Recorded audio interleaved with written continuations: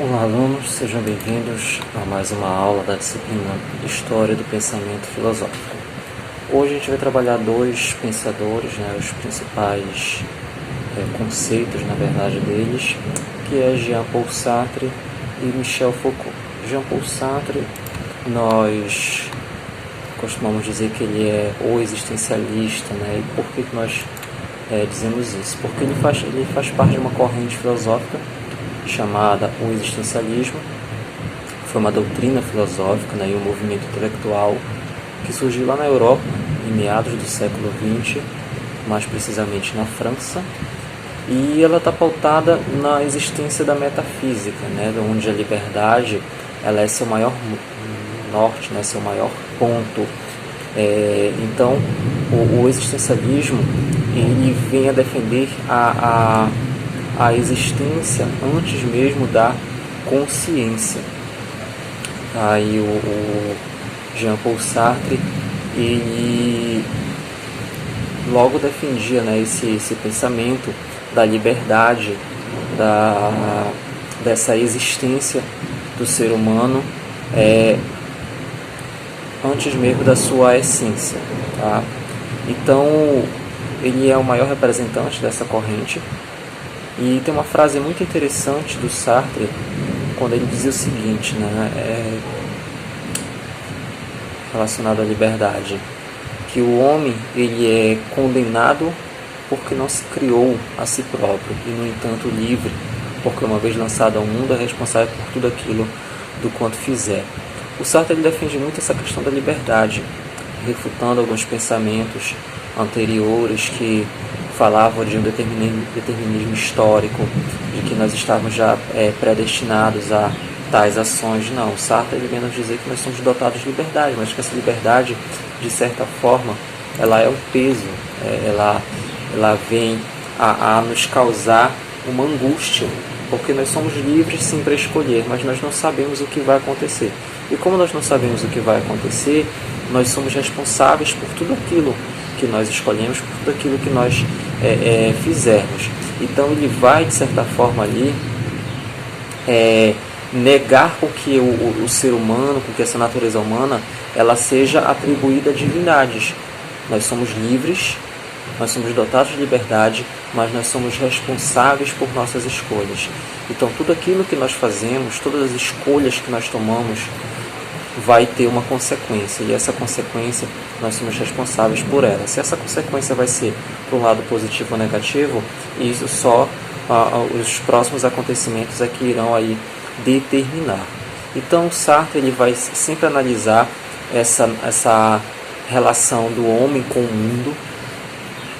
Ele vai se debruçar muito sobre o fenômeno cultural da década dos anos de 1960, toda a mudança cultural que ocorreu no mundo.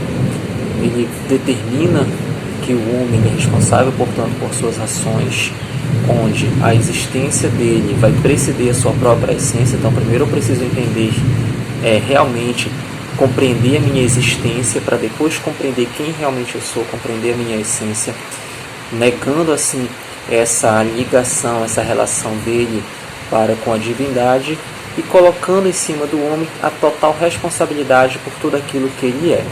Então essa liberdade, como eu falei para vocês anteriormente, ela acaba tornando-se ali uma angústia. Já o Michel Foucault, ele vai se debruçar muito sobre as micro-relações de poder. O Foucault vai falar muito sobre essa relação de poder, e aí é bem interessante que dentro de sala de aula, o professor ele vai estabelecer essa relação de poder para com o aluno.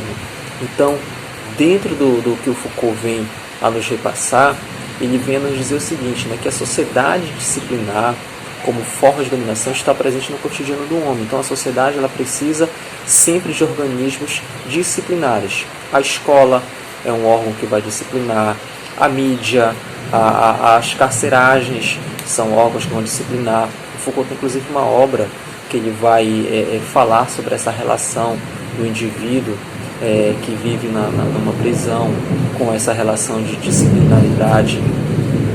Então, as instituições elas vão se configurar na visão de Foucault como uma forma de controle social e moral.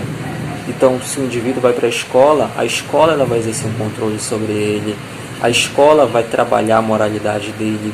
Assim, os sujeitos eles acabam ligados a aparelhos de produção, formação, reformação, correção ou punição. A escola, que é um órgão de controle social, por exemplo, se você não caminha de acordo com aquilo que a escola quer, com aquilo que a escola determina, de certa forma você vai receber uma punição. Essa punição pode ser, de repente, uma reprovação ao final do ano letivo. Então, o Foucault, por meio da epistemologia, ele vai extrair dos indivíduos o saber, reforçando assim o controle, para que esse indivíduo ele possa entender o poder, o saber que é gerado através do poder. Pois ele acaba não se preparando, ele acaba não se separando, do poder. O poder ele sempre vai acabar se fazendo presente. Então, se eu estou numa instituição que exerce um controle social, obviamente que lá na frente eu vou me formar como um indivíduo que também vou exercer um controle social. E eu posso fazer as duas funções ao mesmo tempo, ser controlado e também exercer controle sobre outro. Vamos pegar um exemplo de um indivíduo que precisa de um transporte coletivo. Esse indivíduo ele tem uma relação com quem? Com o motorista do ônibus, pois esse motorista ele exerce essa relação de poder. Ele tem o poder nas mãos agora, porque ele pode muito bem escolher não parar para aquele indivíduo que de repente faz o sinal no ponto. Então, o poder ele acaba gerando um saber. Então, esse indivíduo ele sabe disso e ele pode escolher de repente não parar para aquele cidadão. E aí, eu convido vocês até a fazer uma leitura mais aprofundada do material de vocês.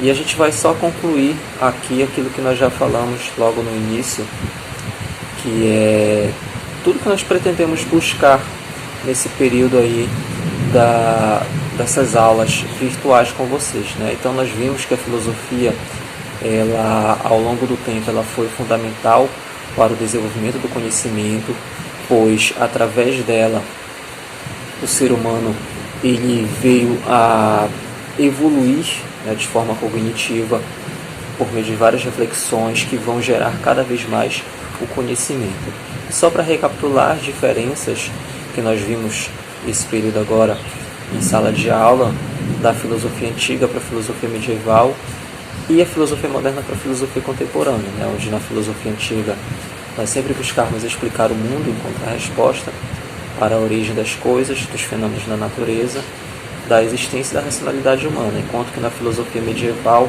buscava-se mais conciliar a religião com a filosofia, né? A fé com a razão. A filosofia moderna, nós vimos que ela vem muito a questionar o surgimento do conhecimento, e já a filosofia contemporânea ela vem a questionar tudo. Para a filosofia contemporânea nada está pronto, nada está acabado, tudo está ali passível de questionamentos, tá bom? Então, convido vocês a fazer uma leitura do material de vocês, lá das páginas 84 até 88, tá bom? Então, abraços e até a próxima.